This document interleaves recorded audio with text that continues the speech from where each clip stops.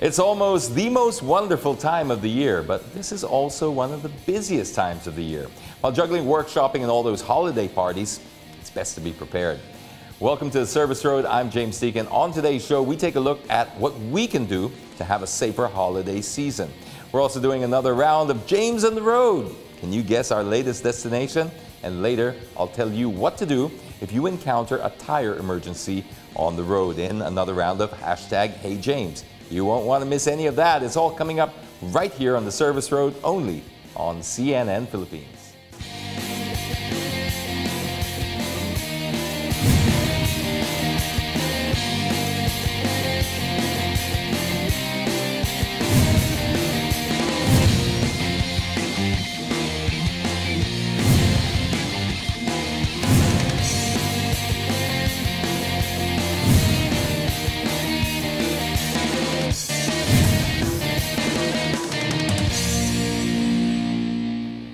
Have a happy holiday season by making sure you're ready for the rush. Here to share some tips and tricks is founder of SPIDR, Ruel Kapunan. Welcome to the show.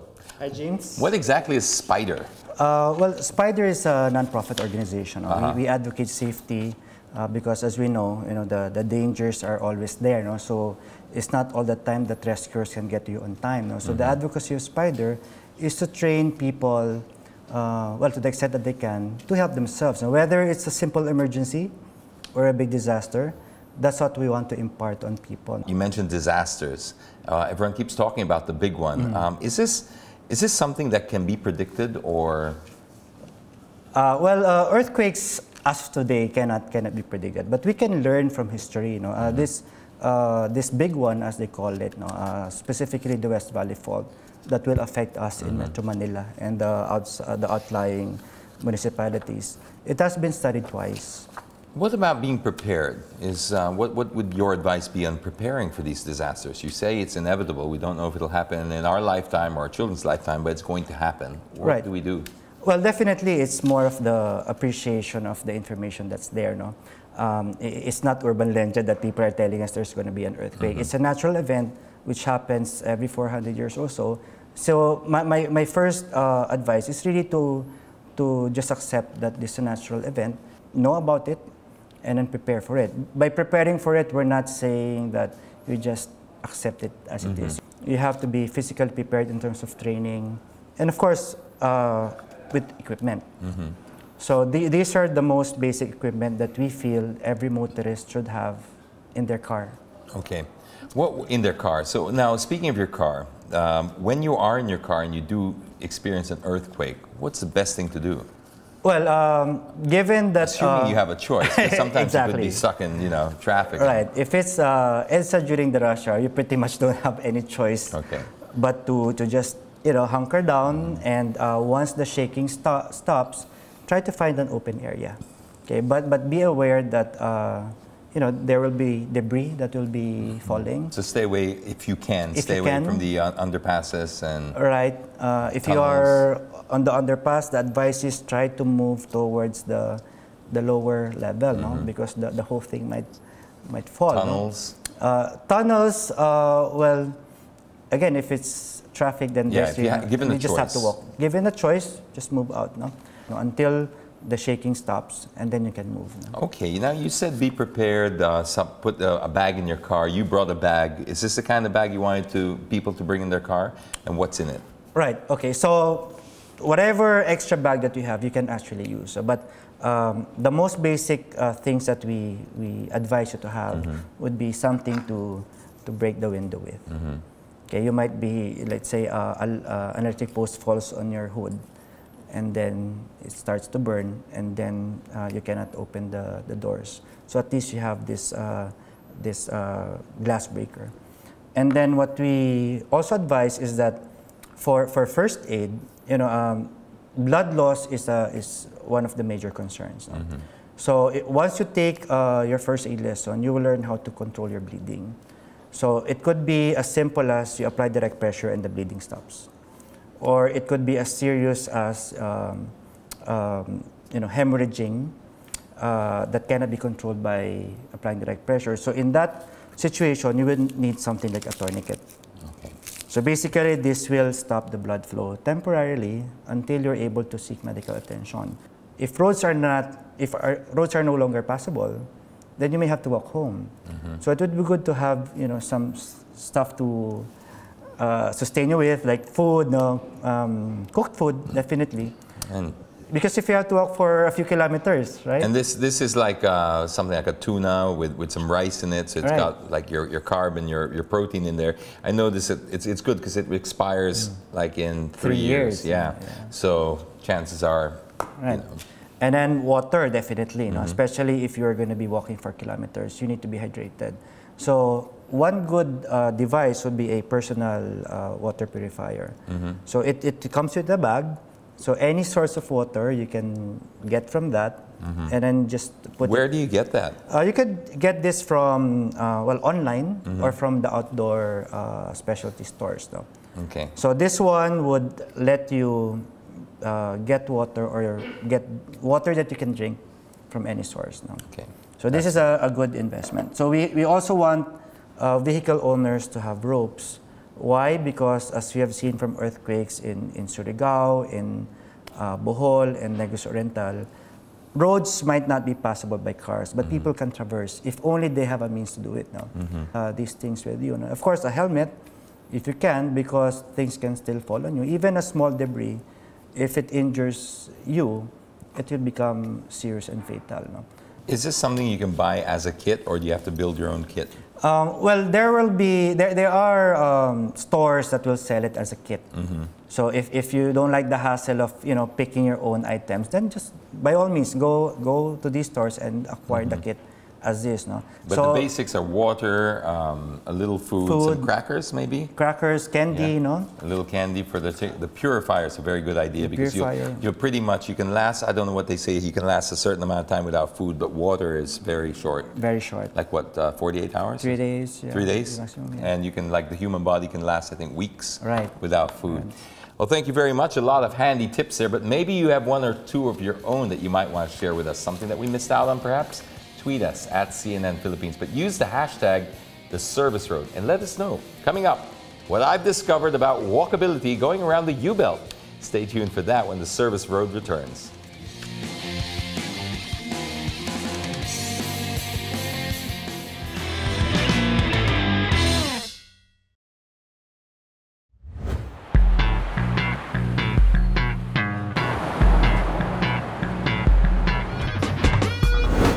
It's a perfect day to head out of town. Blue skies, an open road, and a full tank of gas, and an empty stomach. But not for long, because I'm headed to Laguna, which is not only known for its famous hot springs, but also for some really good eats. So, come and join me on this road trip.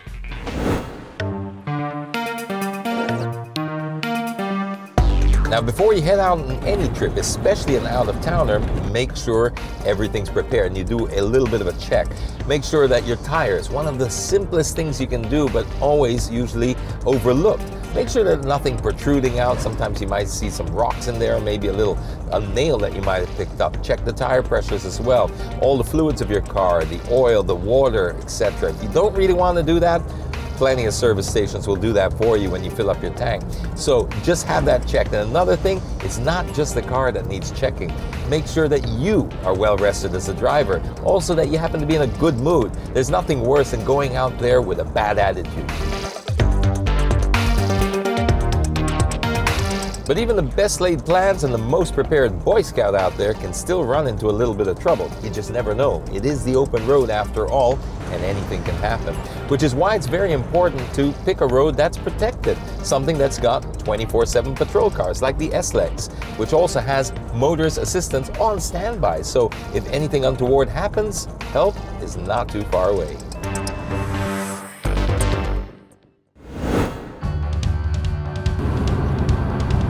Well, I'm excited to head back to Laguna. I've been there with Drive before, and why I like it is it's because it's one of the more underrated provinces, especially the ones nearer to Metro Manila.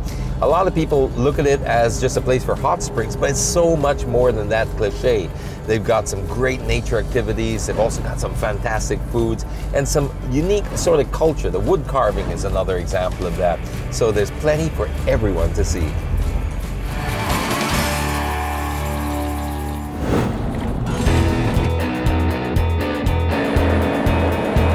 nice to know that when you're headed down south especially, that all of it is now connected. It used to be that you have to go through some barrios and different types of towns, national highways. Now it's connected all the way through to the Star Tollway, and even if you're headed to the airport, it hooks up seamlessly to the NAIA X.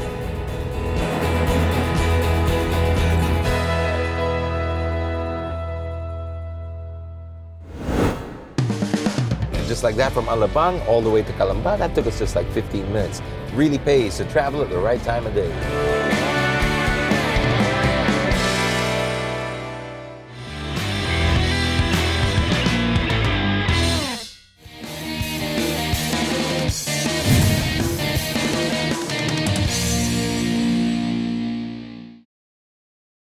Welcome back to the Service Road. In this latest round of James on the Road, I went to hang out with my fellow millennials.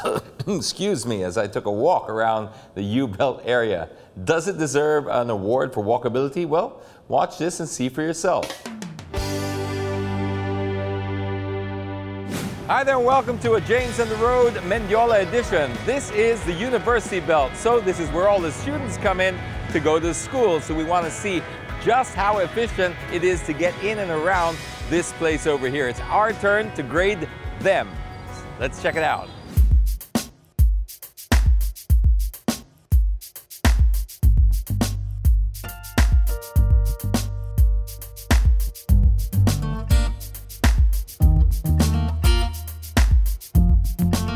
Well, it's clean. I have to say, it's very clean actually. Haven't seen any rubbish on the street. It's nice and pink, and I feel like a student again, and that's a kind of a cool feeling. Just sort of feel like a millennial all over again, and all these people sort of just, it's buzzing. Actually, I'm liking the vibe so far. It's wide enough, that's also a big advantage. But yeah, I'm actually quite stunned about how clean it is. So there are passageways down here that go to other schools. Yeah, it looks a little bit, I don't know what this is going to be like at night, but here it feels pretty safe already. People just walking up and down and all that. So it's like little esquinitas and stuff that feed off. Let's check it out.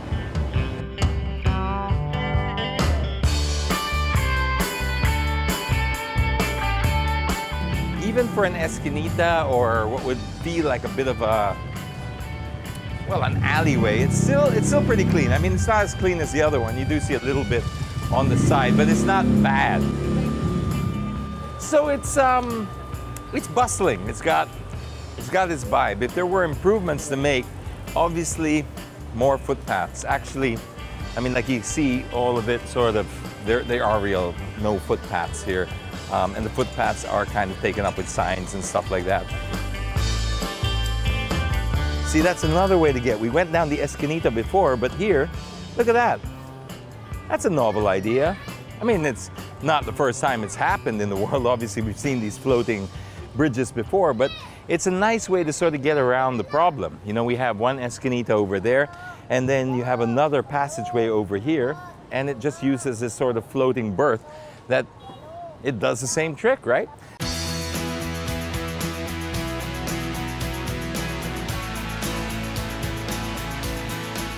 It's green. They're beeping. They're beeping. Watch this, watch this. Whoops, yeah, like it's got a, whatchamacallit. There's already cameras on us. There's like tons of cameramen and they're still trying to run me over. So you really pity the poor pedestrian. Another thing that really needs to be addressed is noise levels. It's something we take for granted, but noise is pollution like any other pollution. It's something that we have to prioritize as well, because it adds to the anxiety, it adds to the atmosphere of a city. And this kind of noise is not good.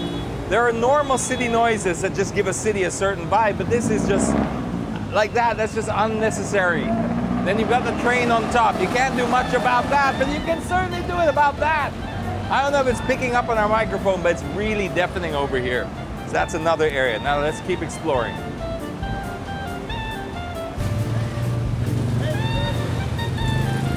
Be nicer if they had helmets.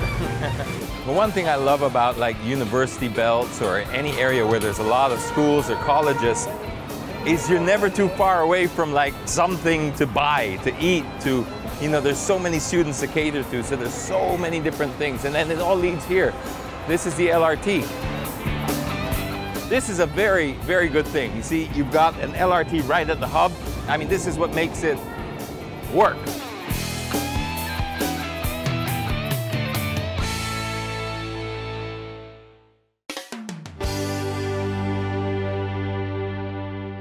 Now, where should I go next? That's the big question. Tweet us at CNN Philippines and use the hashtag #TheServiceRoad.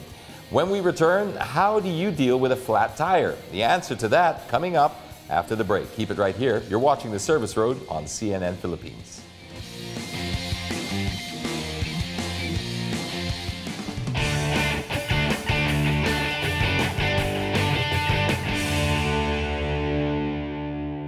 What can you make out of bamboo and abaca? A sustainable, eco-friendly bicycle. This man created what he dreams to be the greenest bike on the planet. His name is Brian Benitez McClellan, and his brainchild is the BAM bike. Building a social enterprise is no easy feat. That's why McClellan's endurance, vitality, and mental potency make him a man on top. Let's get to know the story behind this socio-ecological enterprise and how it improves people's lives one pedal at a time. I was a student looking at different sustainability initiatives, and I discovered this American bike builder actually in Ghana developing a program, and I thought that it was very applicable here in the Philippines. Well, I guess bikes are already pretty eco-friendly, but this is one step further towards sustainable manufacturing. And in terms of ride quality, they're actually quite supple, meaning you get a really smooth ride because the bamboo frame does a good job at absorbing the kind of road buzz or shocks that are usually translated up through to the riders. We had to overcome a lot of apprehension. People didn't believe it was real bamboo. They thought, you know, it would never be strong enough. But as you can see, I mean, we ride these things pretty hard. We have them going on cross-country events, that downhill, 4-cross, BMX, tricks, crash, bash, and thrash the bikes. I mean, they'll stand up. And actually, we found it's the metal components that don't bounce back after they take impact. It's also integrated into a livelihood program. So we are creating Filipino jobs using raw materials that are harvested sustainably and giving back to the community. So that's all built into our pricing. And I think that really investing in growing the bamboo industry in the Philippines could serve as a really big tool for poverty alleviation and climate change mitigation.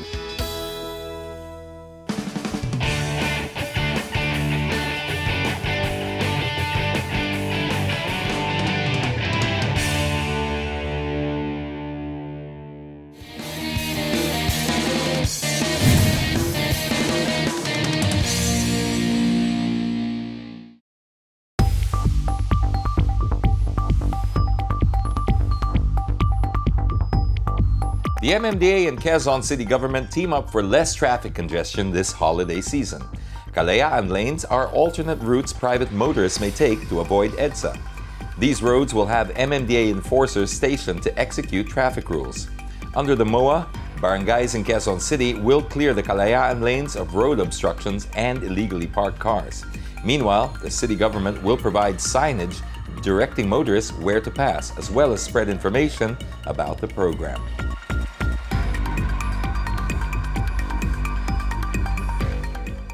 Welcome to the Service Road. You asked, and now here are the answers. This is Hey James.